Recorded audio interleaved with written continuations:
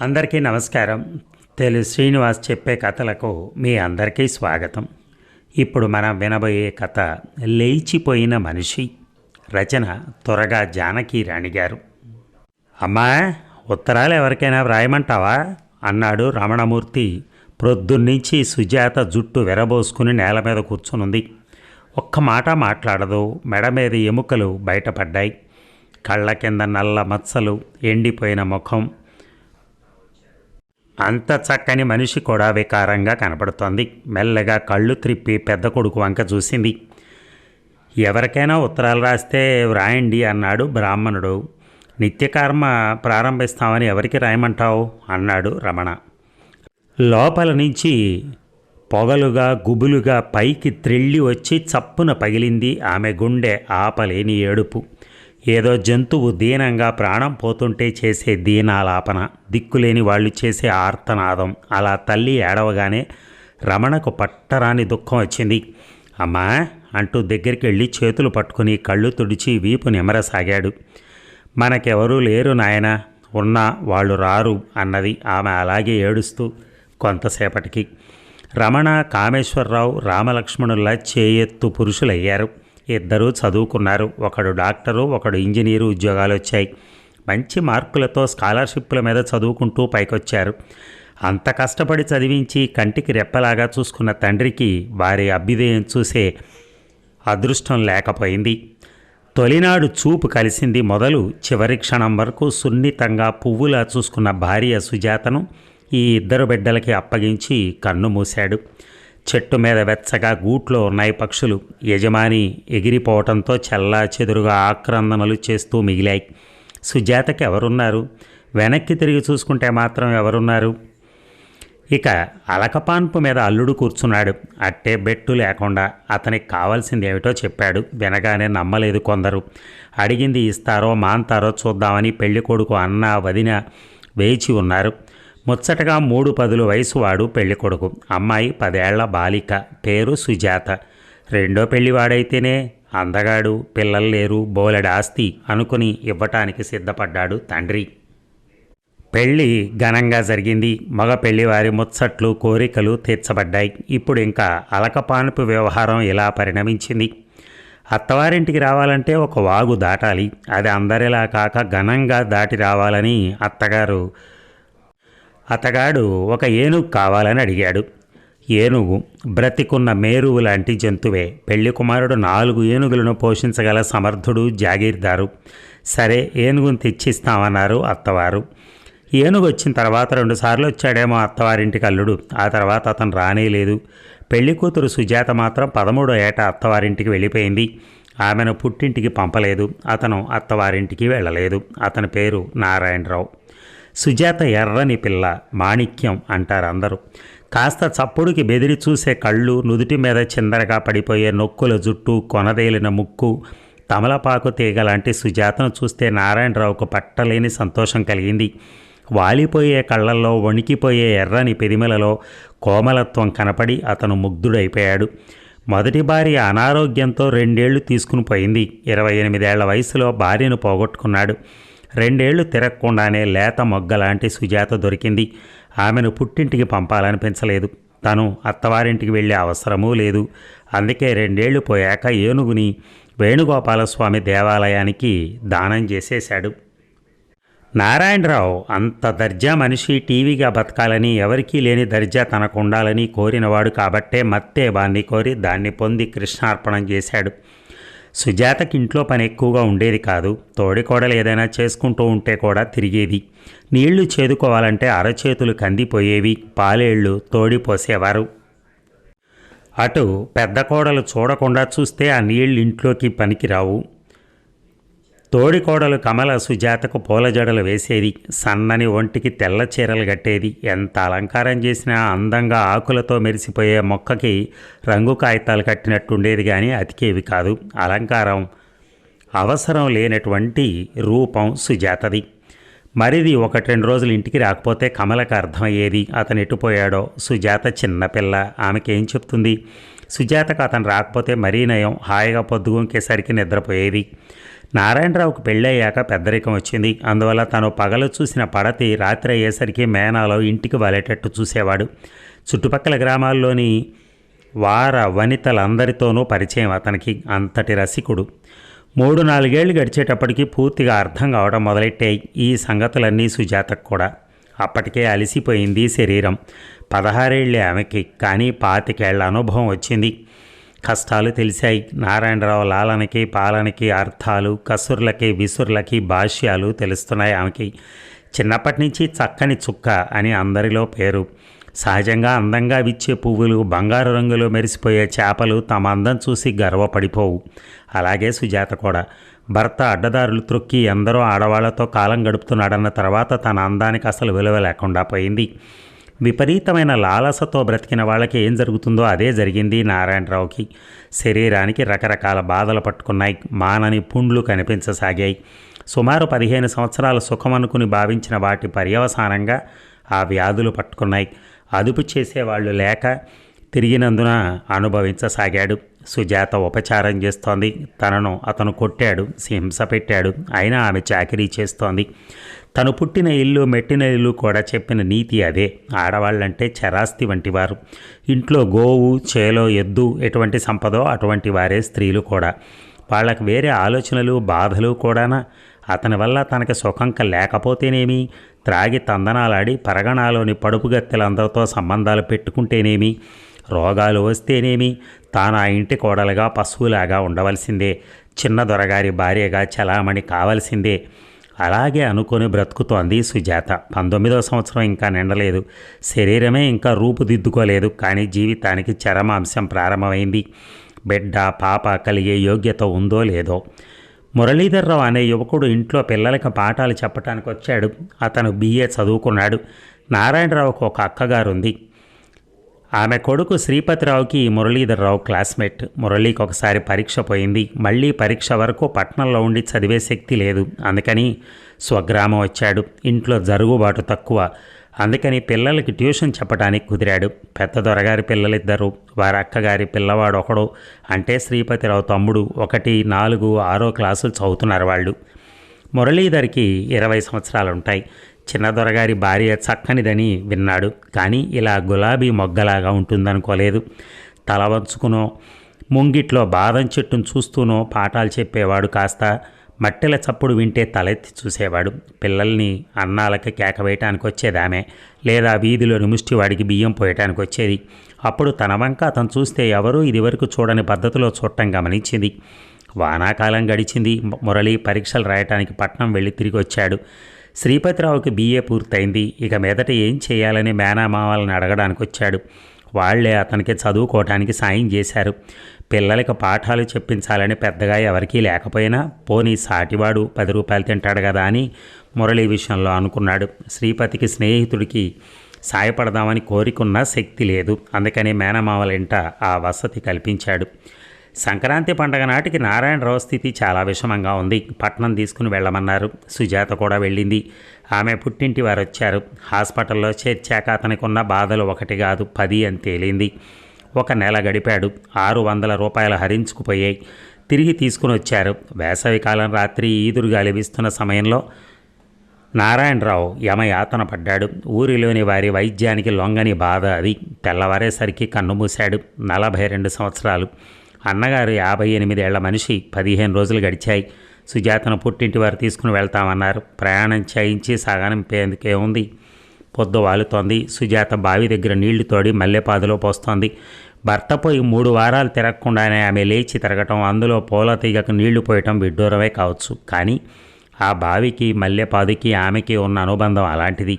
పరధ్యానంగా ఆమె నీళ్లు పోస్తూ ఉంటే పెరట్లోకి ఎవరో వచ్చిన అలికిడైంది. ఆమె తలెత్తేసరికే మిత్రులిద్దరూ కనపడ్డారు. శ్రీపతి, మురళి కలిసి ఎందుకొచ్చారో కానీ పెరట్లోకి వచ్చారు. సుజాత చేతిలోని చేద పడేసి వెనక్కి తిరుగుతూ ఉంటే శ్రీపతి, అత్తయ్య మాట అన్నాడు. ఆమె బెదురుగా నిలబడింది. అతను దగ్గరకు వచ్చి, నువ్వు మీ వాళ్ళింటికి వెళ్ళిపోతావా? వాళ్ళు ఏం చేస్తారు అన్నాడు. ఆమెకు అర్థం కాల ఈ ప్రశ్న. ఏం చేస్తారు? శేష జీవితం అంతా అన్నం పెడతారు. శ్రీపతి తడబడ్డాడు. మురళికి మంచి చోటు ఒకటి తెలుసు. నీలాంటి వాళ్ళని చదివించే చోటు పెడతావా అన్నాడు. ఆమె అర్థం కానట్టు చూస్తుంటే చిన్నదానివి కదా, భర్త పోయిన వాళ్ళందరూ ఇంట్లో ఊడిగాల్చేస్తూ కూర్చోవడం అన్యాయం. మేమిద్దరం 4 రోజుల నుంచి ఆలోచిస్తున్నాం, పెడతారా అన్నాడు. సుజాత ఆశ్చర్యంగా చూసింది. మురళి అక్కడ నిలబడ్డందుకే ఆమె గుండె గొబగొబా కొట్టుకుంటోంది. అతను అక్కడికి తీసుకెళ్తాననేసరికి శరవేగాన పనిచేసింది గుండె. శ్రీపతి చెబుతున్నదేమిటి? ఇంట్లోంచి వెళ్ళమంటాడా? అన్నీ వదిలేసి వెళ్ళాలా? భయం వేస్తోంది. అతను చెప్పింది వెళ్ళిపోమ్మనే. సుజాత కంటే ఏడాది చిన్నవాడు. అంత ఆలోచన ఎలా వచ్చింది? మురళి చెప్పుంటాడు. ఆ పేరు తలుచుకోగానే సుజాతకు గుండె దడ ఎక్కువైంది. ఎక్కడ దింపుతాడు తనని తీసుకెళ్ళి? తనకు చదువు ఏమొస్తుంది? తెలుగు అక్షరాలు కూడా సరిగా రావు. చదువుకుని ఏం చేస్తుంది? తల్లి, పినతల్లి, చిన్నన్నయ్య వచ్చారు తీసుకుని వెళ్ళటానికి. ఇంట్లో మరెందరో బంధువులు ఉన్నారు. తోడి కోడలు తను ఓ పక్కనే పడుకుంటున్నారు.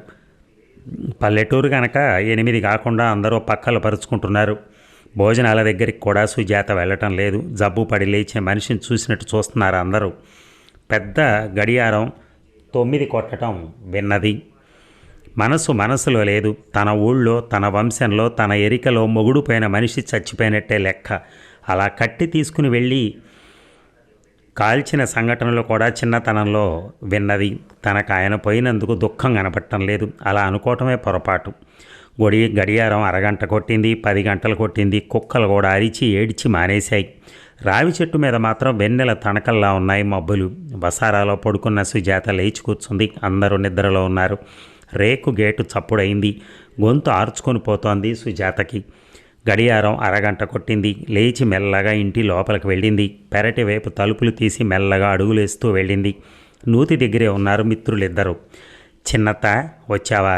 అమ్మయ్య, రావని భయపడ్డాను. నీ బట్టలేవి తెచ్చుకోలేదా అన్నాడు శ్రీపతి.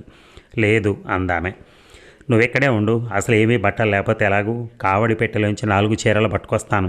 నగలున్నాయా అన్నాడు శ్రీపతి. లేవు అంది సుజాత. శ్రీపతి లోపలికెళ్ళాడు. కాళ్ళు వణకడం మొదలెట్టాయి. మురళి ఏమీ మాట్లాడక నిలబడున్నాడు. 15 నిమిషాలకు వచ్చాడు శ్రీపతి. పెద్ద సంచి నిండుగా ఏవో పట్టుకొచ్చాడు. పద తొందరగా అని అన్నాడు. ముగ్గురు కలిసి గేటు దాటి నిర్జనమైన సందులు గుండా గబగబా నడిచారు. 1 మైలు నడవాలి. అక్కడ రైల్వే స్టేషన్.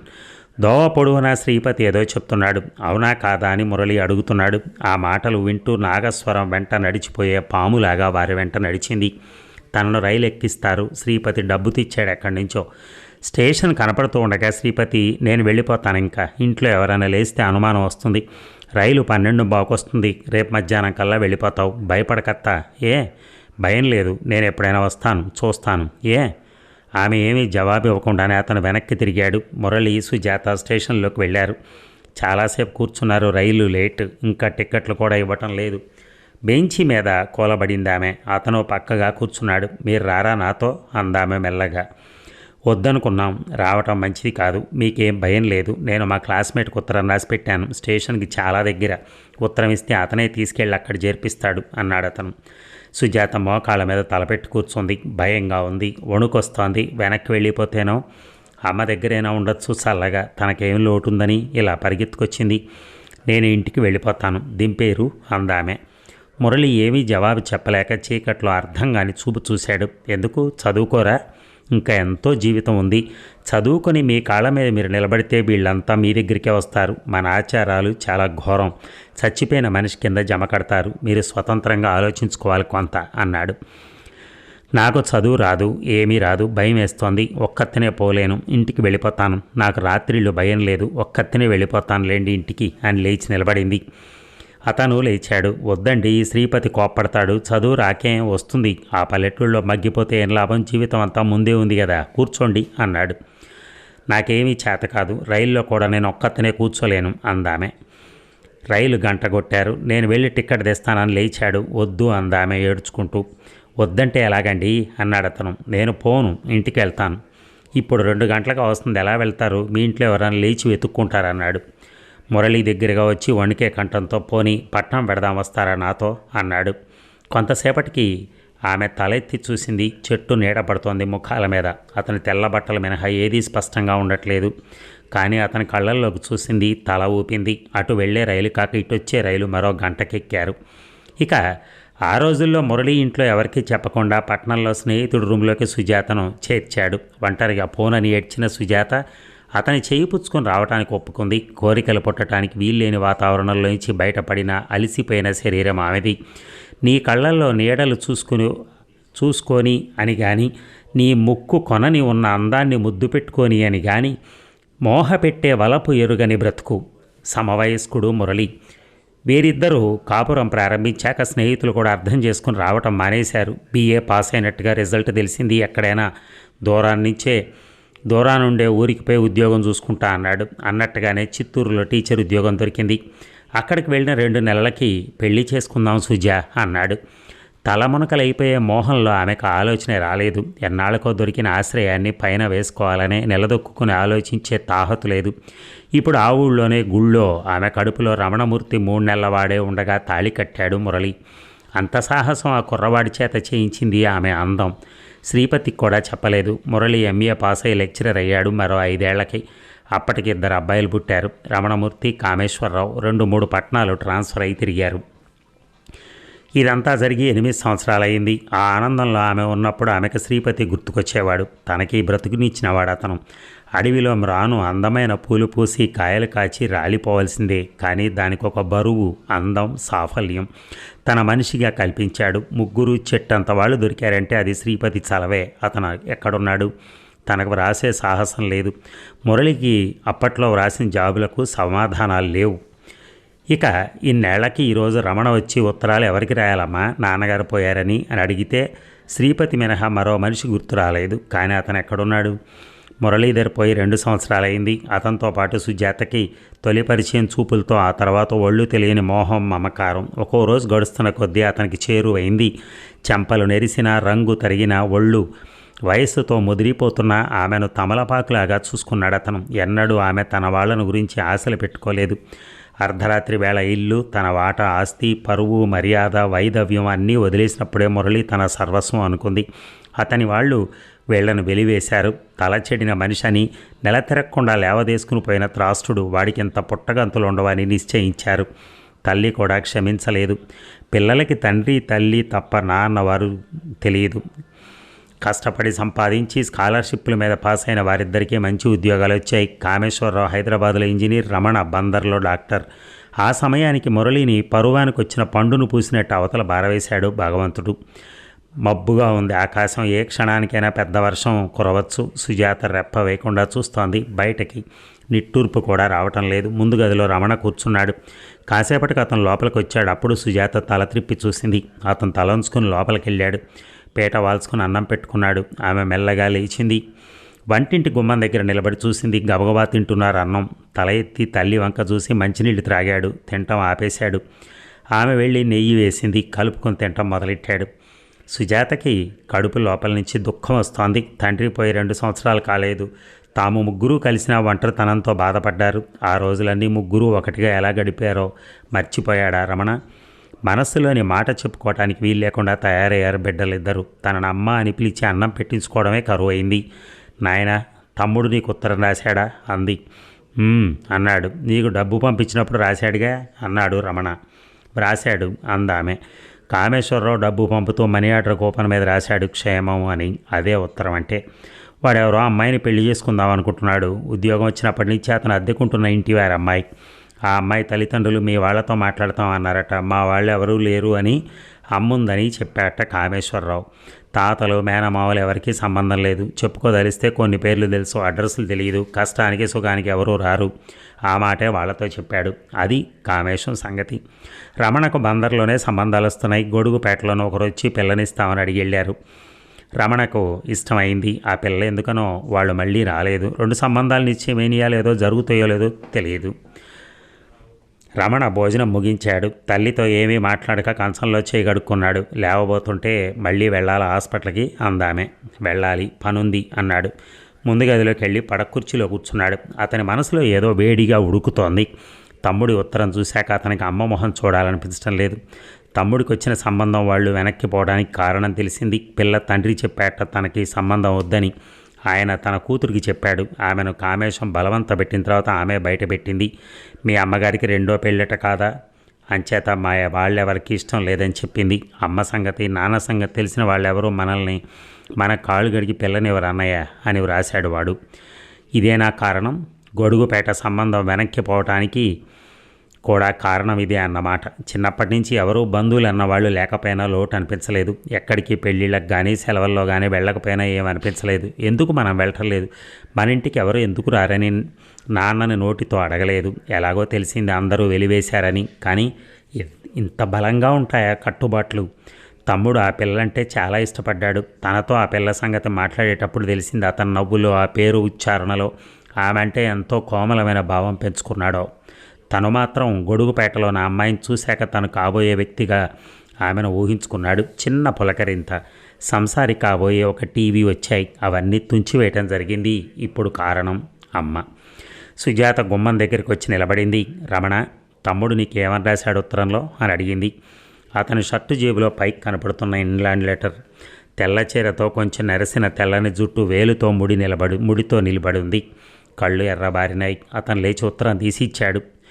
ఆమె దాన్ని అందుకొని చదివింది. ఎంతోసేపు కదలిక లేకుండా నిల్చుంది. గుండె విలవిలలాడింది. అవమానం, ఉక్రోషం, కొడుకు అభిమానం విడనాడి అంత మాట రాశాడన్న ఒక పెద్ద పోటు ఒక్కసారి తగిలి ఆమె కళ్ళల్లో నీళ్లు తిరిగాయి. ఆనాడు తను చేసిన పనికి శిక్ష బిడ్డలకు పడుతోందా? మీకేమిరా నాయన, ఇవి కాకపోతే 1,00,000 సంబంధాలు వస్తాయని తను అనటానికి అవకాశం లేదు. కామేశ్వరరావు ఇష్టపడిన పిల్ల అతనికి కాకుండా పోతోంది. అందుకే అంత బాధపడ్డాడు. కొంతసేపటికి ఆమె దుఃఖం ఆపుకుని, రమణ, నేను హైదరాబాద్ వెళ్తాను. కామేశం పాపం ఏం చేస్తున్నాడో చూస్తాను అంది. ఎందుకు ఇప్పుడు అన్నాడు రమణ. నాకు వెళ్ళాలనుంది. నీ దగ్గర డబ్బు ఉంటే నన్ను పంపించు, లేకపోతే నాన్నగారి తాలూకా సొమ్ము బ్యాంకులో వేశారుగా, దాని మీద వడ్డీ ఇవ్వు. నాకు వెళ్ళాలనుంది అందామె. ఇక వాదించలేదు రమణ. ఆమెను మర్నాడు బస్సు ఎక్కించి తమ్ముడికి టెలిగ్రామ్ ఇచ్చాడు. బస్టాండ్కి కామేశ్వరరావు వచ్చి ట్యాక్సీలో ఇంటికి తీసుకెళ్లాడు. అతడు నా తెల్లవారుజామున చీకట్లో చూడగానే మనసులో ఎంత కష్టపడుతున్నాడో నా తండ్రి అని దుఃఖం వచ్చింది. ఇంటికి వెళ్ళాక ఆమె స్నానం చేసి కాఫీ తాగింది. 2 గదులు చాలా చక్కగా ఉన్నాయి. కామేశ్వరరావు చిన్న సంసారానికి కావలసిన సామాను కొంత చేర్చారు. ఎందుకు వచ్చావని అతను అడగలేదు. సుజాత చాప వేసుకుని కూర్చుంది. అతను కుర్చీలో అటు ఇటు తిరిగి కూర్చుని కిటికీలో అద్దం పెట్టి గడ్డం గీసుకుంటున్నాడు. కామేశం, నువ్వు అన్నయ్యకి రాసిన ఉత్తరం చదివాను. ఆ పిల్ల ఇక్కడే ఉందా? నేను చూస్తాను రా అని. ఎందుకో చూడటం, వాళ్ళ ఉద్దేశం చెప్పారుగా అన్నాడు. అలా కాదు, నేను చూసి వాళ్ళతో మాట్లాడితే తప్పే ఉంది. ఎందుకు అనవసరం, నేను కూడా గది ఖాళీ చేద్దాం అనుకుంటున్నా అన్నాడు కొంచెం ఆగి. వాళ్ళ నాన్న ఈ వేళ రేపో ఊరి నుంచి వస్తారట, ఆయన రాగానే చెప్పేస్తాను, అందుకే నేను పరిగెత్తుకొచ్చింది అన్నాడు. ఆమెకి చాలా కష్టం కలిగింది. వాడి బాధలు తనవి కానట్టు ఈ పాటి దానికి ఎవరు రమ్మన్నారన్నట్టుగా అంటున్నాడు. వాడు మనస్ఫూర్తిగా ఏరుకున్న పిల్లను తను చూసి అవతల వాళ్ళను సిగ్గు విడిచి అడిగి ఒప్పించి పెళ్లి చేయించగలనేమో అనుకుంది. నీకెందుకు వచ్చిన గొడవ అన్నట్టు మాట్లాడుతున్నాడు. ఆమె తడుముకుంటూ వంట చేసింది. ఆ వేళ అతనికి కావాల్సినవి పట్టుకొచ్చాడు. పొడుగ్గా అందంగా చెయ్యెత్తు వాడైన కొడుకు లేత రంగు టెర్లిన్ చొక్కా వేసుకుని నొక్కుల జుట్టు క్రాఫ్ దూకుంటూ ఉంటే ఎర్రని కింద పెదవి తెల్లని పంటితో నొక్కి పెడుతుంటే చిన్ననాటి తను వస్తోంది. ఒక్క చూపులో మురళీ పోలిక గుండెలు అలా తొలిచేస్తూ ఉంటుంది.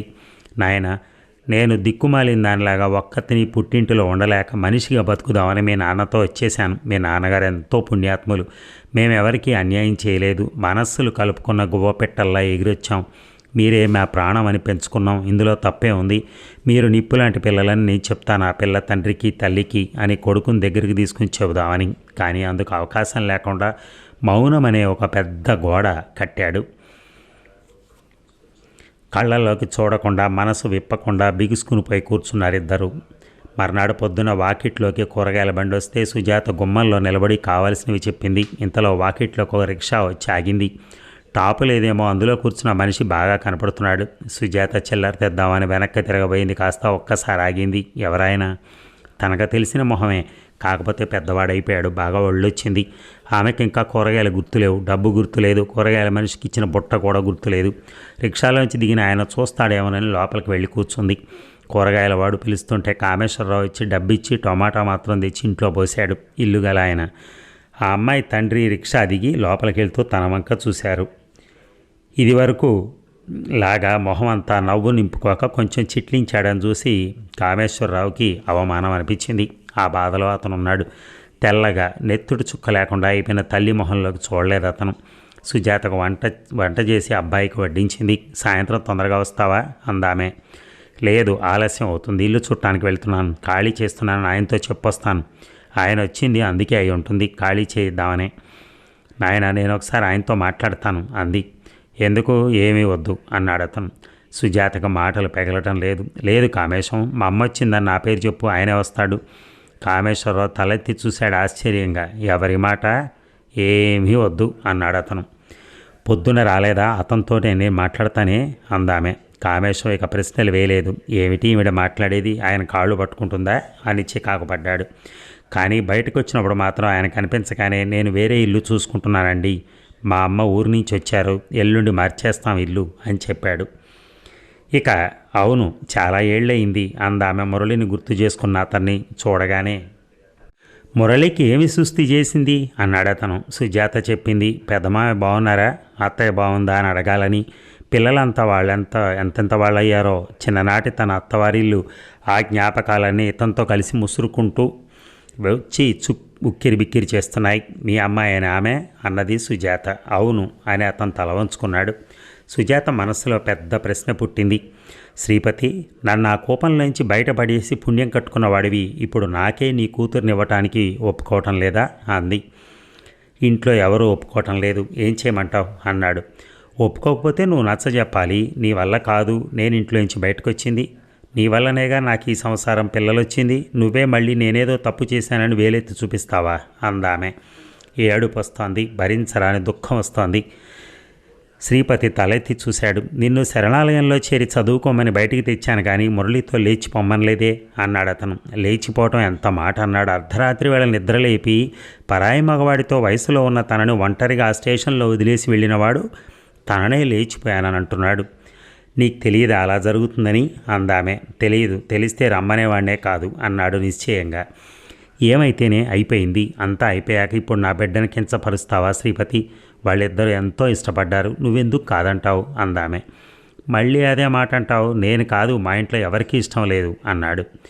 అవును, నువ్వు చెప్పుంటావు. వీళ్ళ అమ్మ ఒకసారి కాదు 2 సార్లు వెదవైంది, ఇంట్లోంచి లేచిపోయిందని, అందుకే ఎవరికీ ఇష్టం లేదు అంది ఏడుస్తూ. పట్టరాని ఉక్రోషంతో ఊడిపోయిన జుట్టు ముడివేసుకుంటూ వంటింట్లోకి వెళ్ళింది. ఎందుకు వెళ్ళిందో తోచక తిరిగి మళ్ళీ అతను కూర్చున్న చోటికి వచ్చింది. మీ అమ్మాయికి కూడా మా వాడంటే ఇష్టం పెరిగిపోయి వాడితో వెళ్ళిపోయి పెళ్లి చేసుకుంటే ఏం చేసేవాడివి అన్నది నిలదీసి. తడిసిపోయిన ఆమె మొహంలోకి చూశాడు. పౌరుషంతో మెరిశాయి కళ్ళు.